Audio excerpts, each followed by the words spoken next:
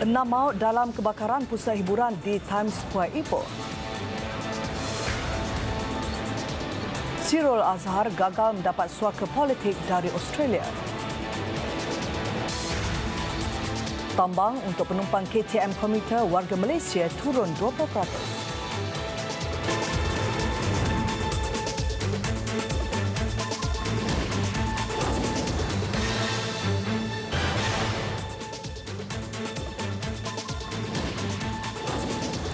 Assalamualaikum dan salam sejahtera. 6 maut, seorang lagi parah dalam kebakaran sebuah pusat hiburan di Times Square, Jalan Raja Dr. Nazrin Shah di Ipoh, Perak. Kejadian berlaku kira-kira jam 5.30 pagi tadi. Identiti semua mangsa maut sudah dikenal pasti. 3 daripadanya adalah pengunjung, 2 JRO dan seorang pekerja pusat hiburan tersebut.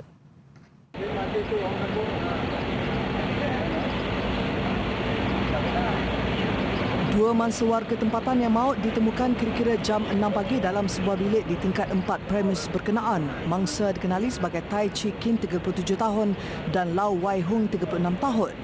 4 lagi mangsa yang maut ditemukan kira-kira jam 10 pagi. 2 daripada mangsa warga Vietnam dikenali sebagai Nguyen Yen Thi Trang 19 tahun dan Ngu Yen Thi Tui Dong 21. Seorang warga Bangladesh dikenali sebagai Johirul Islam 26 tahun dan seorang lagi warga tempatan dikenali sebagai Chui Keng 31 tahun. Mangsa yang parah dikenali sebagai Eng Kok Eng 39 tahun kini menerima rawatan di Hospital Raja Permaisuri Bainon. Eng dan 7 mangsa lain yang terperangkap diselamatkan oleh anggota bomba. Menurut Timbalan Pengarah Bomba dan Penyelamat Perak, Saini Saidon, asap yang tebal menyukarkan operasi mereka. Premis berkenaan juga mempunyai banyak bilik. Layout kawasan pusat hiburan ni, satu floor tersebut, floor tingkat 4 dan tingkat 5, dia ada lebih kurang 15 buah bilik pusat. Salah saya tadi maklumnya 15 buah bilik. Jadi dipenuhi dengan kelengkapan sofanya, dengan kapet-kapetnya. Jadi kita punya operasi untuk penyelamatan pencarian tu memang sangat-sangat terhad kerananya asap yang tebal.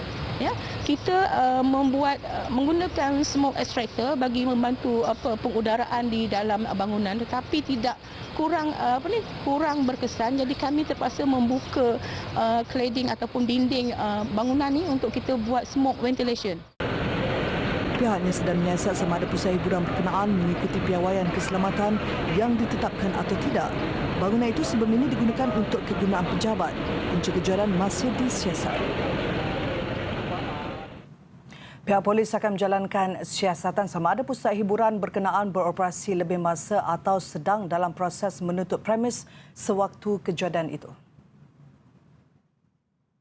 Kita siasat di bawah laporan kebakaran dan kita akan combine sekali dengan sudden death report sebab dia melibatkan kematian. Jadi kita combine sekali lah. Kita kenal pasti pemilik menggunakan tersebut. Kita akan jalankan siasatan. Nanti kita akan maklum balik kemudian. Tuan ada lesen pusat hiburan ni? Setakat ni ada lesen. Ada lesen? Ya.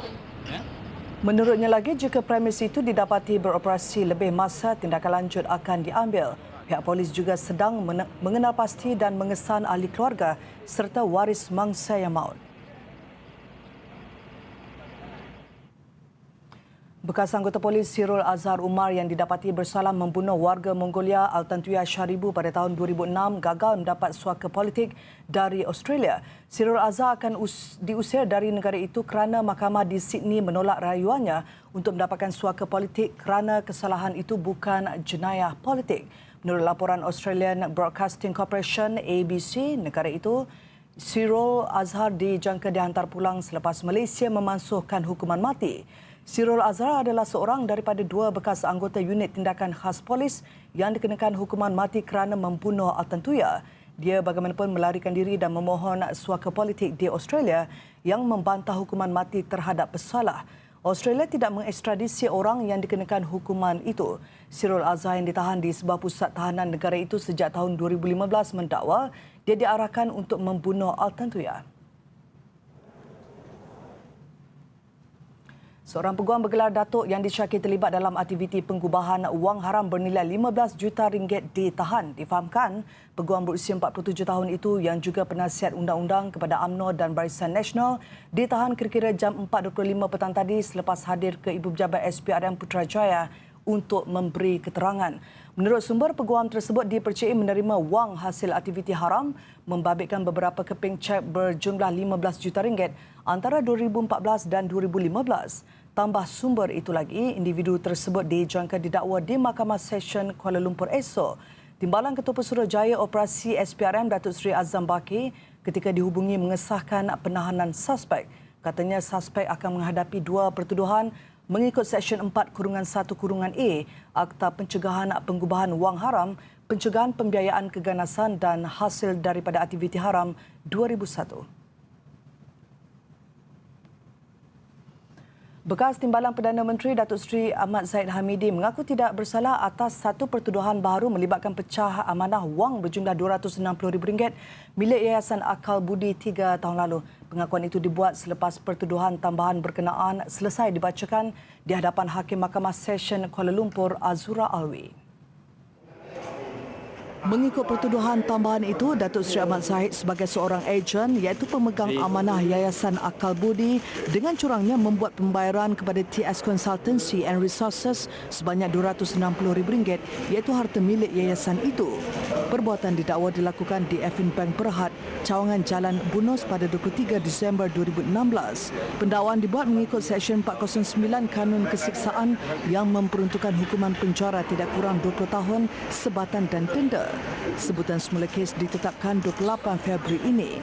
Keseluruhannya, Presiden UMNO ini berdepan dengan 47 pertuduhan, 12 kes pecah amanah jenayah, 8 kes rasuah dan 27 kes penggubahan wang haram.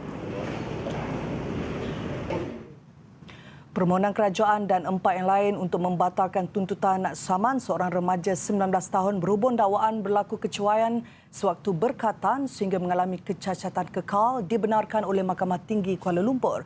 Peguam Muhammad Zainuddin Abu Bakar yang mewakili remaja selaku plaintif berkata, mahkamah mendapati tiada isu untuk dibicarakan serta proses berkatan dilakukan di luar hospital. Saya mewakili keluarga plaintif, memang kita akan gunakan seberapa yang boleh ruang lingkup undang-undang yang ada, rule of law dalam negara kita ini untuk memberikan justice ataupun keadilan kepada adik Luqman. Itu saja. Appeal dalam masa terdekat, appeal dalam masa yang diberikan. Hakim Datuk Nik Hasmat Nik Muhammad Hakim memutuskan demikian di dalam kamar hakim sejurus selesai sesi pengurusan kes di Mahkamah Tinggi Bahagian Sivil Ibu Negara. 13 Mac ini ditetapkan untuk pengurusan lanjut kes.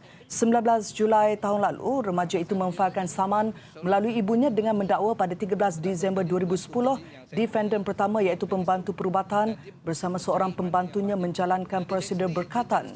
Ia dibuat dengan kebenaran dan pengetahuan pegawai perubatan yang juga defendant kedua dan defendant ketiga iaitu pengarah Hospital Kuala Lipis ke atas 2 kanak-kanak lelaki termasuk plaintif yang ketika itu berusia 10 tahun di sebuah kediaman juga di Kuala Lipis, Pahang. Di Mahkamah Session Balik Pulau Pinang, seorang bekas anggota polis dipenjara 3 bulan kerana memiliki 10 butir peluru tanpa lesen atau permit. Hakim Sharmila Abdul Samad menjatuhkan hukuman itu terhadap Muhammad Najmi Muhammad Jami selepas dia mengaku bersalah. Muhammad Najmi, 35 tahun, didakwa memiliki 10 butir peluru jenis SME .38 di rumah sewanya di Apartmen Aura Green di Bayan Lepas pada jam 11 pagi 16 Februari lalu. Dia ditahan di rumah keluarganya di Sungai Petani Kedah Ahad lalu susulan laporan polis yang dibuat pengurus syarikat keselamatan tempat tertuduh bekerja. Tertuduh didakwa mengikut Seksyen 8-A Akta Senjata 1960 yang boleh dihukum di bawah Seksyen 8 Akta Sama yang memperuntukkan hukuman penjara maksimum 7 tahun atau denda tidak lebih RM10,000 atau kedua-duanya. Menurut keputusan hakim, tempoh penjara itu bermula dari tarikh mahkamah menjatuhkan hukum.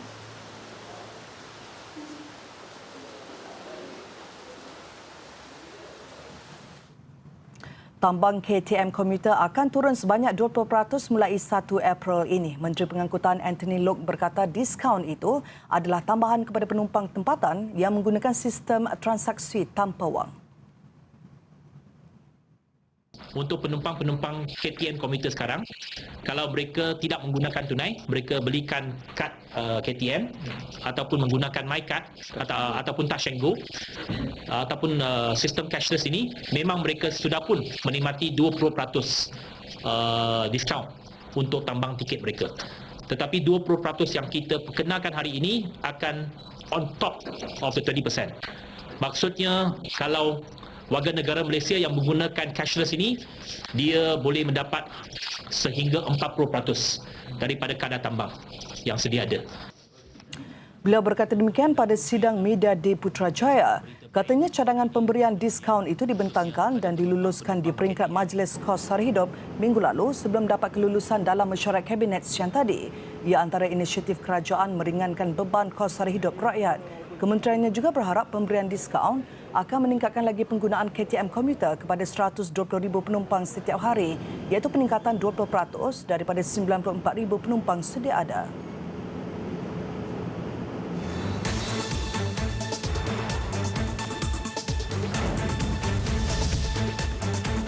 Fenomena supermoon dari mata pelukis potret. Laporannya selepas ini.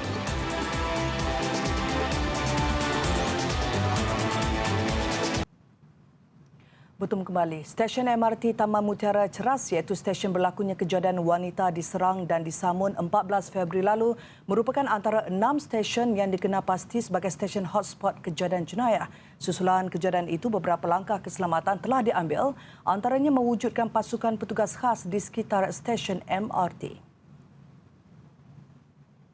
Right now, what they're trying to do is that to create out of this 1,300, create a special task force where they don't wear uniform. They will go around at the hotspots. Oh, so existing? Yes, it's existing. But they create a special unit out of this 1,300. Will they get special training or anything? Or They already trained. Of course, they are specially trained. Selain stesen Taman Mutiara, 5 lagi lokasi dikenal pasti sebagai stesen hotspot adalah stesen Batu 11 Ceras, Bukit Bintang, Maluri, Kajang dan Taman Pertama Ceras. Tambah log, pengguna MRT terutamanya wanita juga boleh menggunakan khidmat pengiring dari anggota polis bantuan untuk menemani mereka ke kawasan parkir. Beliau turut mengarahkan semua syarikat pengendali termasuk Prasarana Malaysia Berhad dan KTM Berhad untuk memastikan semua fasiliti parkir tidak gelap gelita dan dilengkapi dengan sistem pencahayaan yang baik. Polis mengesahkan insiden melibatkan Ketua Armada Bersatu Syed Saddiq Syed Abdul Rahman dan Esko Pemuda UMNO Wan Muhammad Azri Wan Dres lebih kepada salah faham dan bukannya serangan. Timbalan Ketua Polis Negara Tan Sri Nur Rashid Ibrahim turut memaklumkan Wan Muhammad Azri atau lebih dikenali Papa Gomo dibebaskan dengan jaminan siang tadi. Jelas beliau kertas siasatan akan lengkap dalam masa terdekat. Bagi dia jamin lah. So kita pun dah melihat kes ini, dakwaan ini. Saya dapati tidaklah begitu serius sehingga nak berlaku pergaduhan dan sebagainya. Berlaku silap faham, ya. Dan berlaku sedikit tarik-menarik, betul berlaku. Dan kita rasa boleh, Papa Gomo boleh dibagi jamin. Beliau ditemui selepas menghadiri istiadat penganugerahan pingat jasa pahlawan negara kontingen Selangor di Shah Alam. Sebelum ini, Papa Gomo direman 3 hari bagi membantu siasatan selepas Syed Saddiq membuat laporan polis mendakwa beliau dicekak Esko Pemuda UMNO itu semasa penamaan calon PRK Dun Semenyih Sabtu lalu. Papa Gomo bagaimanapun menafikan dakwaan Syed Saddiq, sebaliknya menjelaskan hanya memeluk bahu Menteri Belia dan Sukan itu. 3 lelaki warga Thailand ditahan oleh polis kerana dipercayai terlibat dalam insiden menutup pintu sempadan Malaysia di sempadan Bukit Kayu Hitam pada Ahad lalu. Menurut Ketua Jabatan Siasatan Jenayah Kedah SAC Mio Farid Al-Atrash Wahid, mereka ditahan selepas pihaknya menerima laporan mengenai kejadian itu dan anggota polis yang bertugas di Kompleks Imigresen, Kastam, Kuarantin dan Keselamatan ICQS berkenaan diugut menerusi rakaman suara di WhatsApp. SAC Mio Farid berkata suspek ditahan jam 11.55 pagi semalam di ICQS Bukit Kayu Hitam. Ketiga-tiga suspek berumur antara 27 dan 50 tahun. Kes disiasat mengikut Seksyen 186 Kanun Kesiksaan kerana menghalang penjawat awam dan Seksyen 507 Kanun Kesiksaan kerana ugutan jenayah melalui media. Ahad lalu suspek dipercayai menutup pintu sempadan Malaysia sekitar jam 11.20 pagi selepas tidak puas hati penguatkuasaan yang dijalankan oleh pihak polis di ICQS Bukit Kayu Hitam ke atas penambang motosikal. Merakamkan fenomena supermoon malam semalam menerusi lensa kamera detik paling berharga dalam hidup seorang pelukis potret saat ia dirakamkan sebuah pesawat melintasi bulan. Inilah visual yang dirakamkan oleh Adlan Aman selepas beliau hampir putus asa menantikan saat terbaik kemunculan supermoon. Rakaman ini dibuat selepas jam 12.30 tengah malam. Beliau menggunakan kamera pantulan lensa tunggal digital DSLR-nya. Saya hampir-hampir off. Saya dah macam lama dah dengan nyamuk lagi dekat luar dan saya hampir off. Tiba-tiba kabut terbang tu lalu. Dan masa itu memang macam first time. Biasanya burung, kelawar kan. Tapi malam tu memang macam syukur sangat-sangat macam nak nangis pun ada. First time tiba-tiba kabut terbang lalu macam rezeki lah saya anggap. Itu rezeki lah. Orang ramai yang berminat melihat hasil rakaman penuh seni oleh Adlan boleh ke akaun Facebook Adlan Aman. Lama steady.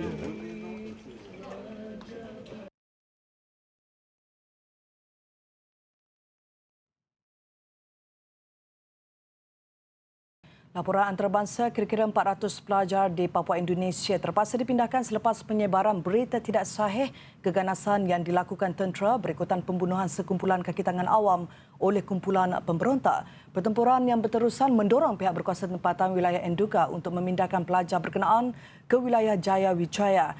NGO Sukarelawan Kemanusiaan untuk Enduga dan Pegawai Pendidikan Tempatan mendakwa sekumpulan pelajar yang mengalami trauma lari meninggalkan sekolah apabila tentera tiba di daerah itu. Puluhan penduduk juga dipercayai meninggalkan kediaman mereka menuju ke daerah berhampiran atau bersembunyi di kawasan hutan. Susulan timbul dakwaan anggota tentera membunuh penduduk tempatan dan haiwan ternakan selain mencetuskan kebakaran. Jurucakap Tentera Papua Kolonel Muhammad Aidi bagaimanapun menolak dakwaan bahawa anggota tentera menyerang orang awam. Beliau menyifatkan dakwaan yang dibuat oleh aktivis dan penduduk sebagai berita palsu. Sebaliknya, menurut beliau, mangsa yang terbunuh adalah anggota kumpulan pemberontak yang melancarkan serangan ke atas tentera. Sukan kejuaraan Piala AFF B22, Malaysia masih berpeluang layak ke separuh akhir meskipun mencatat keputusan seri 2-2 dalam aksi kedua sebentar tadi. Dalam aksi di Stadium Olimpik Phnom Penh, Kemboja itu, Hadi Fayad muncul wira selepas menjaringkan gol penyamaan pada lewat perlawanan. Terdahulu Indonesia di depan jaringan Mariners Waniwar sebelum Nick Akif Syahiran menyamakan kedudukan. Minit 77, Witan Saliman meletakkan Indonesia kembali di depan sebelum disamakan Hadi pada minit ke-86. Keputusan itu pasti melegakan pengendalinya Dato' Ong Kim Swee selepas Malaysia masih berpeluang merebut 2 tempat teratas kumpulan B. Aksi terakhir menentang Myanmar Jumaat ini menjadi penentu. Seperti dijanjikan, PJ City FC hari ini mengumumkan Safi Salih sebagai pemain baru pasukan Liga Super itu. Proses pendaftaran penyeram berusia 35 tahun itu juga lancar selepas bekas pasukannya Perlis memberi kerjasama menyelesaikan urusan perpindahannya. Selain Safi, PJ City turut memperkenalkan seorang lagi pemain Sergio Filho atau Serginho sebagai 2 pemain baru menyertai pasukan itu. Kedua-duanya yang masing-masing beraksi di posisi serangan dan tengah mengikat kontrak selama setahun. PJ City mengatasi Selangor dan Kelantan bagi mendapatkan Safi yang meninggalkan Perlis selepas gagal melunaskan gaji selama 2 bulan. Penyertaan Safi dan Serginho disempurnakan sebelum jendela perpindahan pemain Liga Malaysia ditutup hari ini. Jurulatih Kedevan sudah mempunyai percaturan tambahan menjelang perlawanan menentang Kedah di Stadium MBPJ Jumaat ini. Sementara Safi bersedia membuka episod baru dalam karirnya. Itu mungkin satu pengalaman yang buruk bagi saya dalam memilih satu klub dan menjadi satu pengajaran buat saya dan pemain-pemain lain jugalah supaya lebih berhati-hatilah dengan janji manis yang diluahkan oleh pihak pengurusan.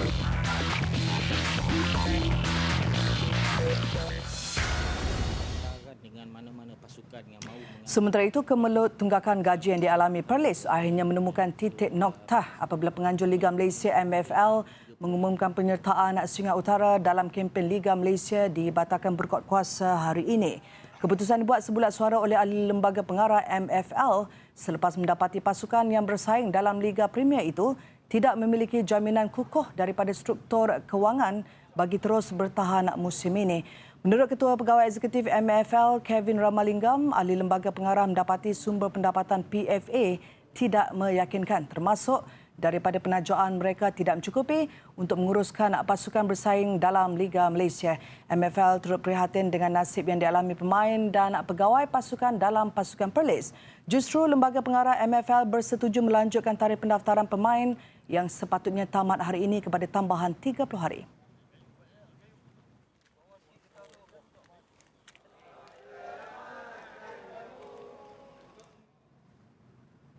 Laporan itu mengakhiri berita TV9. Sebelum berpisah, saksikan keindahan fenomena supermoon yang dirakam di beberapa negara Eropah. Saya Zuhara Mustafa Al-Husin. Assalamualaikum dan selamat malam.